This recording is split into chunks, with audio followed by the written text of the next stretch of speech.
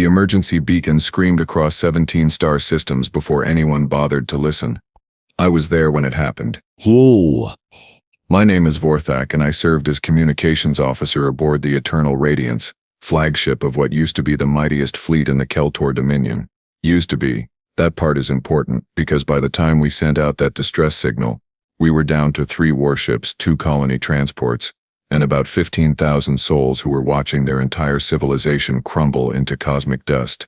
The plague hit us on a Tuesday. Well, not really Tuesday. Obviously, we do not use your primitive calendar system. But for the sake of this narrative, let us just say Tuesday. Alls. It sounds appropriately mundane for the day. Everything went straight to hell in a handbasket, does it not? One moment, we were the apex predators of the galaxy. The next moment, our people were dropping dead faster than flies in a bug zapper. Our greatest scientists could not figure it out. Our most advanced medical technology could not stop it. Our gods, assuming they existed and cared, decided to take an extended vacation right when we needed them most. The Keltor Dominion had lasted for 47,000 years. We had conquered 612 worlds. We had subjugated 17 different species. We had technology that could turn planets into parking lots. And yet, here we were, brought low by something we could not even see without an electron microscope. Irony has a funny sense of humor, does it not? Commander Zhelos sat in the captain's chair, looking like someone had run over his favorite pet and then backed up to make sure the job was done properly. His 4 eyes were dimmed with exhaustion. His scales had lost their usual vibrant purple sheen, and his tail hung limply over the edge of the seat like a depressed snake. "Vorthak," he said, his voice carrying that special kind of weariness that comes from watching your entire species march toward extinction. "Has anyone responded to the beacon?" I checked my console, which was flashing more red alerts than a nightclub district at 3 in the morning. "No, sir. The Telvari Confederacy sent back a message telling us to, and I quote, go stuff ourselves into a black hole." The Quentari Republic did not even bother responding. The Zilith Collective said they would help us if we surrendered all our remaining territory and swore eternal servitude to their queen. The Zhelos made a sound somewhere between a laugh and a sob. So generous of them. "Indeed, sir. Very charitable." We had made enemies, you see. Lots of enemies. Turns out when you spend 47,000 years being the galaxy's biggest bully, people do not exactly line up to help you when karma comes knocking with a sledgehammer and a bad attitude. The plague, which our scientists had creatively named Kitharian 9, because apparently even in our dying days we could not come up with decent names, had already wiped out 98% of our population. The remaining 2% were either naturally immune or just really, really lucky. We had tried quarantines. We had tried vaccines. We had tried prayer, meditation, and one desperate soul had even tried standing on his head while chanting ancient nursery rhymes. Nothing worked. The disease would hit you suddenly. First came the fever, then the hallucinations, then your organs decided to have a disagreement with each other and stopped cooperating entirely. Death followed within 48 hours, give or take. No exceptions, no bargaining, no 3-for-1 deals. We were doomed, and we knew it. "Sir," I said, watching another alert pop up on my screen, "we have an incoming transmission. Unknown origin." The signal is odd. Zhelos perked up slightly, which for him meant his tail twitched about half an inch. Hold how? "The technology is primitive, really primitive, like embarrassingly primitive. I am talking barely faster than light communication primitive, but the signal is strong, and someone is definitely trying to reach us. Put it through." I did, and what came through our speakers was possibly the worst attempt at speaking Galactic standard that I had ever heard in my entire life. The accent was atrocious. The pronunciation was criminal. The grammar made my ears want to file for divorce from my head. But they were responding. "This is, Captain Marcus Webb of the United Earth Stellar Navy ship Defiance. We received your distress call. What is your situation? Over." Zhelos and I stared at each other. Earth? Humans? Those tiny little hairless primates from that backwater planet in the unfashionable end of the galaxy? The ones we had dismissed as barely sentient tool users about 1,000 years ago and then completely forgotten about? Those humans? "Sir," I whispered, "should we respond?" Zhelos looked at me with an expression that clearly said, "We are dying anyway. What have we got to lose?" "This is Commander Zhelos, of the Keltor Dominion vessel, Eternal Radiance," he said, trying to maintain some dignity. Despite the fact that we were essentially begging for help from what we considered galactic nobodies, we are experiencing a catastrophic pandemic. Our population has been reduced by 98%. We have limited resources and no effective treatment. We are requesting immediate medical assistance. There was a pause. Then the human spoke again. Copy that. Eternal Radiance. Stand by. We are calculating jump coordinates now. We will be with you in approximately 6 hours. Defiance out. And then the signal cut off. I looked at Zhelos. Zhelos looked at me. Did that just happen? I asked. I believe so. The humans are coming to help us. Apparently. The species we dismissed as primitive and irrelevant. Yes. The ones we laughed at during the Galactic Council meetings. That would be them. We sat there in stunned silence for about 30 seconds before the absurdity of the situation hit us both simultaneously. Zhelos started laughing. I started laughing. Within moments we were both howling with laughter that was equal parts hysteria, desperation, and genuine amusement. The mighty Keltor Dominion, reduced to accepting charity from jumped-up apes who had only discovered fire a few cosmic seconds ago. The universe has an absolutely wicked sense of irony. 6 hours later, right on schedule, the Defiance dropped out of faster-than-light travel about 10,000 kilometers from our position. I was monitoring their approach, and I had to admit, despite their primitive technology, they flew with impressive precision. The Defiance was not a pretty ship. It looked like someone had taken a rectangle, added some engines, bolted on some weapons, and called it a day. No elegant curves, no artistic flourishes, just pure, brutal functionality. It was the spaceship equivalent of a hammer. Not fancy, but it gets the job done. Eternal Radiance. This is Captain Webb. We are approaching your position. Request permission to dock and transfer our medical team aboard. Zhelos gave me the nod. Permission granted, Defiance. Docking Bay 3 is available. Watching the human ship dock was like watching a surgical procedure performed by someone who had only read about surgery in a book, but was surprisingly good at improvisation. They made it work through sheer determination, and what I can only describe as aggressive optimism. I went down to Docking Bay 3 to meet them. Protocol said the commander should go, but Zhelos was needed on the bridge, and frankly I was curious what kind of beings would risk themselves to help a dying empire that had never shown them anything but disdain. The airlock cycled open with a hiss, and out stepped Captain Marcus Webb and his medical team. The humans, I had read, were supposed to be fragile. Sarah, weak, unsuited for space travel. Their homeworld had a gravity that would crush most civilized species. They breathed oxygen, which was mildly corrosive. They required massive amounts of water.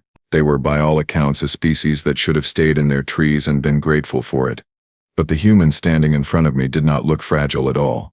Captain Webb was tall, probably about 2 meters, with skin the color of polished bronze and eyes that seemed to take in everything at once. He wore a simple uniform with various patches and insignia that meant nothing to me. Behind him stood 4 more humans, 3 females and 1 male, all carrying medical equipment and wearing expressions of intense focus. Commander Vorthak, Webb said, somehow managing to pronounce my name correctly on the first try, which was more than most species could claim. Yes. Welcome aboard, Captain Webb. I must admit, we were surprised to receive your response. Webb smiled, and it was not a cruel smile or a mocking smile.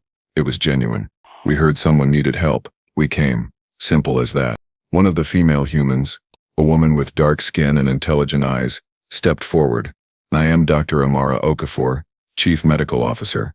We need to see your infected immediately. We also need samples of the pathogen, all research data you have collected, and access to your medical facilities. I blinked, all 4 of my eyes. She was not asking permission, she was stating requirements. There was a difference, and it was fascinating.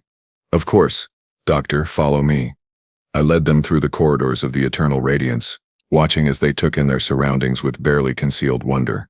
Yes, our ships were beautiful. Yes, our technology was centuries beyond theirs, but they were not intimidated. They were assessing, calculating, planning. We reached Medical Bay 7, where we had isolated our most recent cases. Dr. Okafor and her team did not hesitate. They walked right in, suited up in containment gear that looked alarmingly primitive, and got to work. I watched through the observation window as they moved with practiced efficiency. They took samples, They ran tests using equipment they had brought with them. They examined patients with a thoroughness that our own doctors had stopped bothering with weeks ago, when despair had set in. Captain Webb stood next to me, also watching. "Your doctors gave up," he said quietly. It was not a question. "We tried everything," I said, feeling defensive. "Every treatment, every protocol, every experimental procedure. Nothing worked. Our people lost hope." "Hope is a funny thing," Webb said, still watching his team work. "Easy to lose, hard to get back. But sometimes all you need is a fresh perspective." "You think you can save us?" I asked, trying to keep the skepticism out of my voice and failing miserably. Webb turned to look at me, and his expression was completely serious. "I think we are going to try really, really hard, and humans, Commander Vorthak, are exceptionally stubborn. We do not give up easy. Some might say we do not give up at all." 3 hours passed, then 6, then 12. The human medical team worked without stopping, barely pausing to eat or drink. They were like machines, except machines would have been less relentless. Dr. Okafor emerged from the medical bay looking exhausted but determined. She pulled down her containment hood and met my eyes. "I need to speak with your commander," she said. "Now." I called up to the bridge, and within minutes, Zhelos had joined us. He looked at Dr. Okafor with an expression that contained both hope and dread, like someone waiting for test results that would determine their entire future. Which, to be fair, was exactly what was happening. "We have analyzed the pathogen," Dr. Okafor said without preamble. "It is a bioengineered virus, extremely sophisticated. Someone designed this specifically to target Keltor physiology." The silence that followed that statement was so thick you could have cut it with a knife and served it for dinner. "Bioengineered?" Hoza repeated, his voice barely above a whisper. "You mean this was deliberate? Someone did this to us?" Dr. Okafor nodded. "Without question. The targeting is too precise to be natural. This virus was created in a laboratory by someone who understood Keltor biology extremely well, someone who wanted your species dead." I felt my legs go weak. We had assumed this was some natural plague, some cosmic punishment, some random accident of biology. But this was murder. Genocide on an unimaginable scale. "Who?" Zhelos demanded. "Who would do this?" "That," Dr. Okafor said, "is a question for later. Right now we have a more immediate concern. Can we cure it?" And the answer is yes. Hope flared in Zhelos's eyes so bright I had to look away. "You can cure it? After just 12 hours? You found a cure that our scientist could not find in 6 months." Dr. Okafor smiled, and it was a smile with teeth. "Your scientists were looking for a cure using Keltor medical technology and Keltor biological principles. We approached it from a completely different angle. Human immunology is weird. Our bodies fight off diseases in ways that would make no sense to most species. We have this thing called an adaptive immune system that basically learns and evolves to fight new threats. We took that principle, combined it with some cutting-edge genetic modification techniques we developed about 20 years ago, and created a treatment protocol." She pulled out a small device that looked like it had been built in someone's garage. "This is a retroviral vector carrying modified human immune system genes. We inject it into your people. It integrates into their cells and their bodies learn to fight off the virus. It is not instant. It will take about 72 hours for full effect. But it works. We tested it on 3 of your patients. All 3 are showing marked improvement." I think I stopped breathing. I am not sure. Everything felt unreal. "You are telling me," Zhelos said slowly, carefully, like someone handling a bomb, "that you just saved our entire species." Captain Webb, who had been standing quietly in the background, finally spoke up. "Not yet, but we will. We have already sent word back to Earth. They are organizing a full medical fleet, ships, supplies, personnel, everything you need. They will be here in 3 weeks." "Why?" The question burst out of me before I could stop it. "Why are you helping us? We treated you like nothing. We dismissed your entire species as irrelevant. Why would you risk yourselves for us?" Webb looked at me with those strange human eyes, and I saw something there that I did not understand at the time, something that would only make sense later. "Because someone needed help," he said simply. "And when someone needs help, you help them. That is what decent people do. That is what humans do." The universe, I decided, was far stranger than I had ever imagined. And humans, those bizarre little primates from Earth, were the strangest thing in it. But I was starting to think that maybe, Just maybe, that was a good thing. I watched as Dr. Okafor and her team moved through Medical Bay 7, with the kind of efficiency that suggested they had done this sort of thing before, which was insane, because how often do humans go around saving dying alien civilizations? Then again, based on what I had seen so far, maybe this was just a regular Tuesday for them. Not literally Tuesday, obviously, but you understand what I mean. The treatment process was surprisingly simple. A single injection, administered directly into the primary circulatory system. The patients barely reacted, mostly because they were already too sick to care about one more needle stick. But within 6 hours we started seeing results. Terax, a young engineer who had been on death's doorstep just that morning, opened his eyes and asked for water. Actually asked for water, using coherent sentences, instead of the delirious rambling we had grown accustomed to hearing. I may have cried, just a little. Do not tell anyone. By the end of the first day, all 3 test subjects were showing dramatic improvement. Their fevers broke. Their organ function stabilized. They stopped hallucinating about giant space worms eating the ship, which was a definite improvement. By the end of the second day, they were sitting up and complaining about the food, which is how you know someone is genuinely recovering. Healthy people complain. Dying people do not have the energy. Commander Zhelos called an emergency meeting in the strategy room. Present were myself, Captain Webb, Dr. Okafor, and Selrix, our head scientist who had been trying unsuccessfully to cure the plague for 6 months and looked like someone had just told her everything she knew was wrong. You know. Which, to be fair, was pretty much accurate. Dr. Okafor, Zhelos began, his voice carrying a weight I had not heard in months. Your treatment appears to be working beyond all expectations. Our people are responding. We are not going to die. Not from this plague, anyway. Dr. Okafor said with a slight smile, but we need to talk about the bigger problem. This virus did not appear randomly. Someone engineered it. Someone released it. Someone wanted your species extinct. Sarix finally found her voice. That is impossible. We have enemies, yes, but biological warfare on this scale. The Galactic Accords specifically forbid such weapons. The penalties would be severe. Captain Webb leaned back in his chair, looking remarkably relaxed for someone sitting in a room full of aliens who could probably tear him apart without breaking a sweat. Whole humans, I was learning, had a fascinating relationship with danger. They acknowledged it existed, and then proceeded to ignore it. The Galactic Accords, Webb said slowly, are worth about as much as the paper they are written on if nobody enforces them. Who is going to penalize someone for breaking the rules? If all the witnesses are dead. The silence that followed was profound. You are suggesting, Zhelos said carefully, that someone planned to wipe us out completely and then claim ignorance? That the plague was designed not just to kill us but to leave no evidence? That would be my guess. Webb said, except they made one critical mistake. They assumed nobody would respond to your distress call. They assumed your victims would die quietly and alone. They did not account for humans showing up and actually investigating. I felt something cold settle in my stomach. So what happens now? Dr. Okafor pulled out a data tablet and tapped a few commands. A holographic display appeared above the table, showing a complex molecular structure that looked like a nightmare drawn by someone with too much time and too many tentacles. This, she said, pointing to a specific section of the structure, is the signature marker. Every bioengineered virus carries traces of its origin, like a fingerprint. The techniques used, the base materials, the modification methods, they all point to a specific source. We can track this back to whoever created it.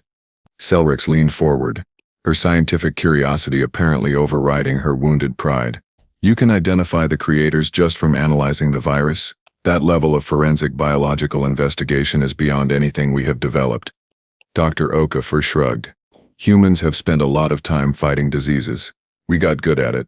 We had to. Our homeworld tried to kill us for about 200,000 years before we figured out civilization. We learned to be thorough. The hut about that for a moment. Earth, from what little I knew, was classified as a death world. High gravity, extreme weather, Aggressive wildlife, countless diseases. The fact that humans had not only survived but thrived there said something disturbing about their persistence. Hodevort says and Hitshov. Lineman says and Durag. So who did it? Zhelos asked. Who tried to exterminate us? Webb and Okafor exchanged glances. The kind of glance that said they had already figured this out and were not sure how we would react to the news.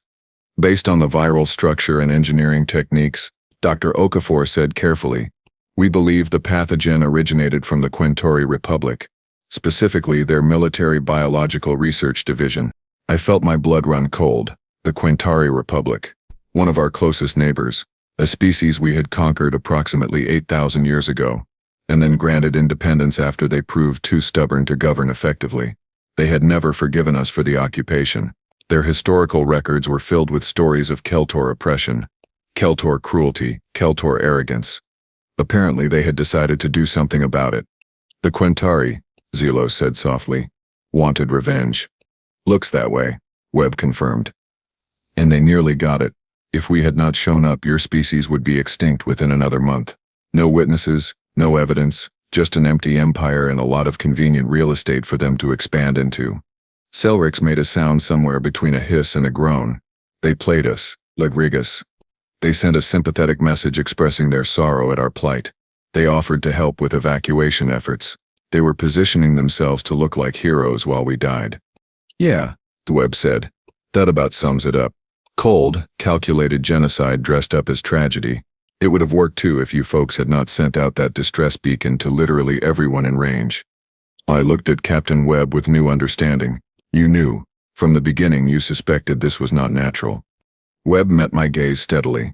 Commander Vorthak, humans have seen this playbook before, on our own world. We spent centuries fighting wars, developing weapons, committing atrocities against each other. We know what deliberate extinction looks like. We know the signs. When Dr. Okafor analyzed that virus and found it was too perfect, too targeted, too efficient, we knew someone had done this on purpose. The only question was who. Zhelos stood up, his posture suddenly rigid with barely contained rage. We need to inform the Galactic Council. We need to present evidence. We need justice. You need proof, Webb corrected. Evidence that will hold up under scrutiny. Evidence that the Quintari cannot dismiss or deny.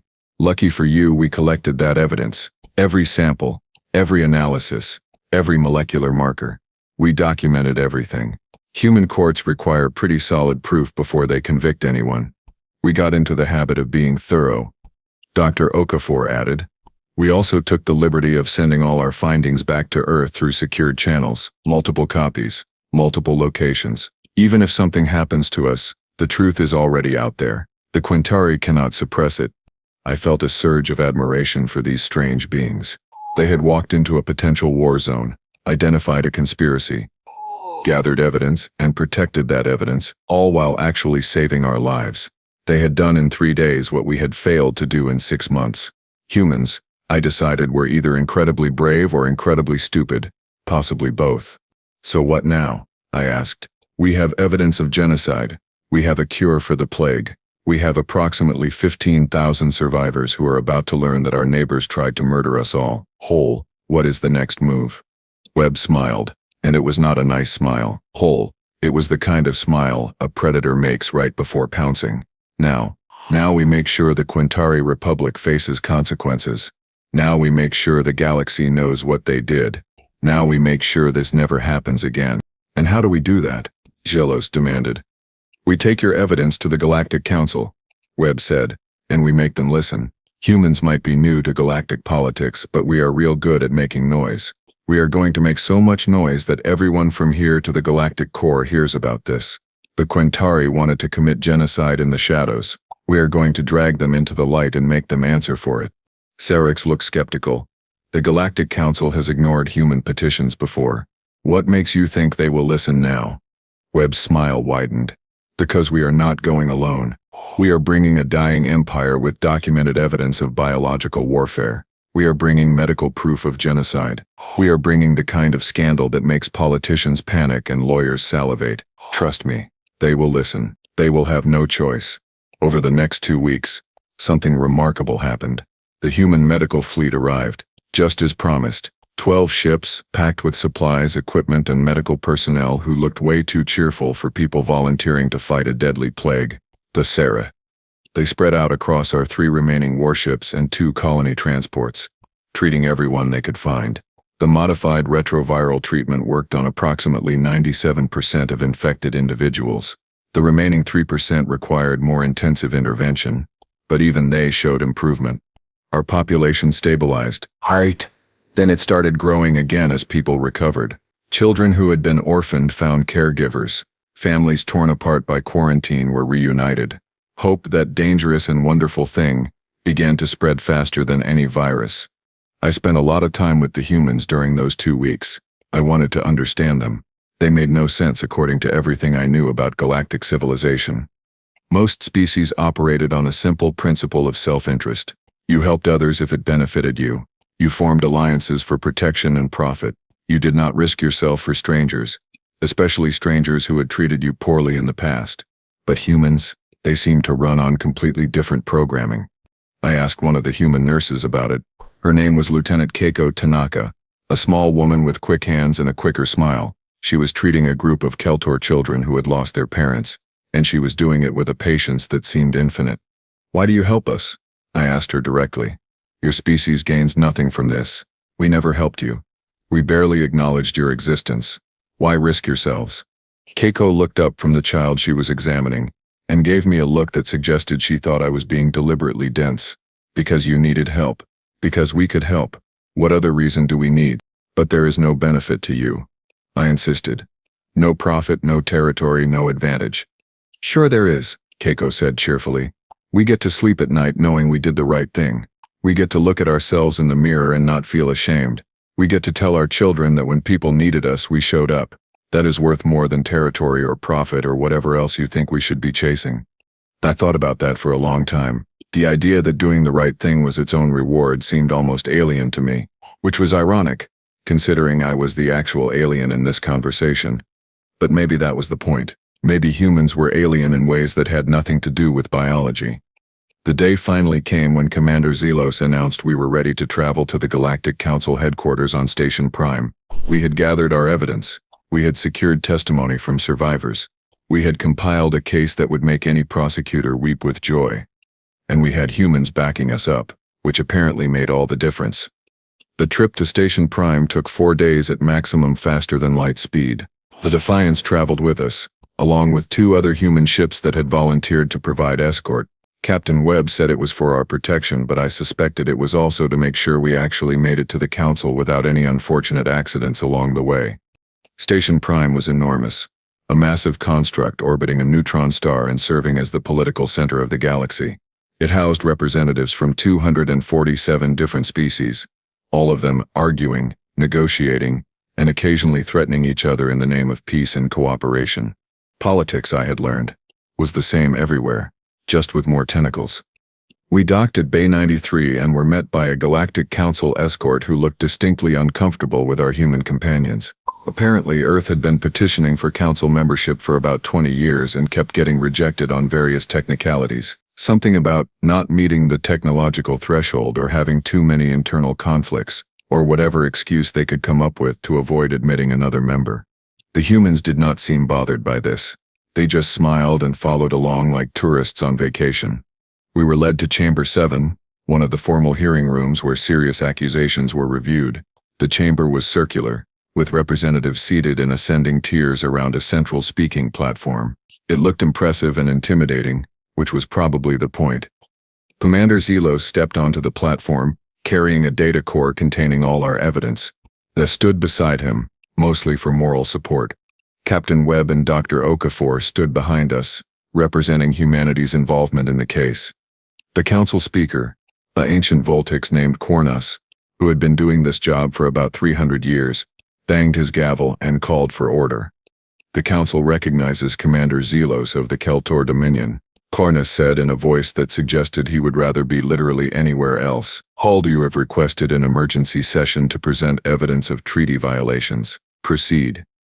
Zhelos took a deep breath, straightened his posture, and began. "Honored council members, 6 months ago, my people were struck by what we believe to be a natural plague, a disease that appeared without warning and spread with terrifying efficiency. Within weeks, 98% of our population was dead or dying. We sent distress calls to our neighbors, to our allies, to anyone who might help. We were ignored, dismissed, or offered assistance at prices we could not afford." He paused, letting that sink in. Several council members had the decency to look uncomfortable. We were prepared to die quietly, to become another forgotten civilization lost to the void. But then something unexpected happened. Humans answered our call. A species we had dismissed as primitive came to our aid. They brought medicine, supplies, and hope. And in the process of saving us, they discovered something terrible. Zhelos activated the data core. Holographic displays filled the chamber, showing molecular structures, analysis reports, and damning evidence of biological engineering. The plague was not natural. Zhelos continued, his voice growing stronger. It was created, designed, released deliberately to exterminate my species, and we can prove who did it. The chamber erupted in noise. Representatives shouting, demanding clarification, expressing outrage or disbelief. Cornus banged his gavel repeatedly, trying to restore order. Finally, silence returned. Cornus fixed Zhelos with a stern gaze. Those are serious accusations, Commander. I hope you have substantial proof. We do, Dr. Okafor said, stepping forward. My name is Dr. Amara Okafor of the United Earth Stellar Navy. My team analyzed the pathogen using human medical technology and forensic techniques. The virus contains clear markers indicating it was created in a laboratory using methods consistent with Quintari biological research protocols. The genetic signatures match samples from known Quintari facilities. The engineering techniques are identical to those documented in Quintari scientific papers from the last decade. She pulled up more data, flooding the chamber with evidence that was thorough, detailed, and absolutely damning. Furthermore, Dr. Okafor continued, we found traces of deliberate obfuscation in the viral design. Someone tried to hide the origin, but they did not try hard enough. They assumed nobody would investigate. They assumed the Keltor would simply die and everyone would accept it as natural tragedy. They were wrong. A Quintari representative, a female named Zhelos, stood up in her section. She looked calm, but I could see tension in her posture. These accusations are absurd. The Quintari Republic would never engage in biological warfare. We are signatories to the Galactic Accords. We respect the laws of civilized space. Captain Webb laughed. Actually laughed, right there in the formal chamber of the Galactic Council. Several representatives looked shocked. Humans apparently did not care much for protocol. With all due respect, Representative Zhelos, Webb said, still smiling. Your government tried to commit genocide. We have the receipts. We have the evidence. We have everything documented, analyzed, and verified. You can deny it all you want, but the facts do not care about your feelings. Zhelos's expression hardened. Human opinions on this matter are irrelevant. You are not even council members. You have no standing here. Maybe not, Webb agreed cheerfully. But we do have something you do not. We have the truth. And the great thing about truth? It does not need permission to exist. It just is. Cornus banged his gavel again. This council will review the evidence presented. Representative Zhelos, the Quintari Republic will be required to respond to these accusations formally. If the evidence holds, penalties will be severe. Biological warfare against a sentient species is among the gravest violations of galactic law. We request a full investigation, Sarah said. Independent analysis of the evidence. Inspection of Quintari biological research facilities. Complete transparency. My people deserve justice.